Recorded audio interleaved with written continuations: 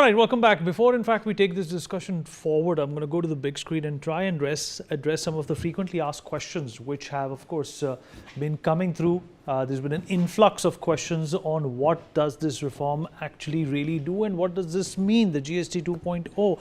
So starting with the number one query is, what kind of cars will get cheaper? Well, the answer is cars under certain specifications will only be charged 18% GST, such as petrol and hybrid cars that had a GST of 28% will now have 18%. What kind of cars will get expensive? Well, racing cars, station wagons, hybrid, petrol, diesel vehicles over 4,000 mm in length or prescribed limit in horsepower will get costlier because this is being done for a number of reasons. They are pollutants, a lot of them, in one way or the other. And earlier the GST on them was 28% and now it's at 40%. Of course, the same thing for the diesel hybrid cars above 1500cc as well. Question number 3, what's the situation with electric vehicles? Well, electric vehicles across the spectrum are charged a flat rate of 5%, and that will continue to prevail. E-rickshaws, some of the popular cars by brands such as Tata and MG will obviously continue to have that environmental and ecological edge when it comes to taxation purposes as well. And this is obviously being done keeping sustainability and environmental factors in mind as well. And in fact, let me go across to Dr. Kohli once again. Dr. Kohli, of course, there was a lot of demand when it comes to electrical cars, hybrid cars as well, that, some of these items will get cheaper.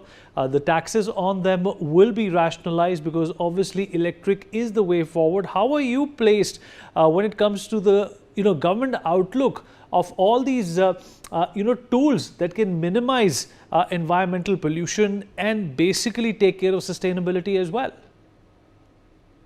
I think not looking at EVs for now is a kind of a pause. I won't say that the government, as a matter of policy, has concluded that we are going to let EV be at 5%. We're not going to bring it down anymore or a 0%, because eventually all vehicles, the aim of Transport Ministry is to transition to a complete EV era in the next 4 to 5 or 6 years. So once you can imagine, if everything is on EV, and then to be exempting it totally, there'll be a significant revenue loss. Although I'm sure Mr. Raj Kapoor may like to endorse me or may like to differ from me. So I think it's a significant loss to the exchequer that nothing is coming from automobiles. So they are taking baby steps at a time. But for now, a very interesting case in point on automobile, Mr. Kapoor, I would want him to ratify or disagree that some of the price cuts, if these automobile companies, car making companies pass on, although the price cut is 28 to 18, so technically you feel a 10% price dip, but then the price dip, my back of the envelope calculation says, could be 12 to 12.5% as well. And how? Because the input cost of the newer, of course, I'm not talking of the inventory right now, because this inventory may be a bit of a loss to a certain extent, which the companies may have to absorb or pass on some to their dealers or probably the customers in some way because of the inventory. But the new cars which come under the new regime, I would say, because their input costs of the spares is also going down. So this may result in additional savings. And considering the kind of competition, especially in the SUV segment, Vineet, you can expect a deeper cut than 10%.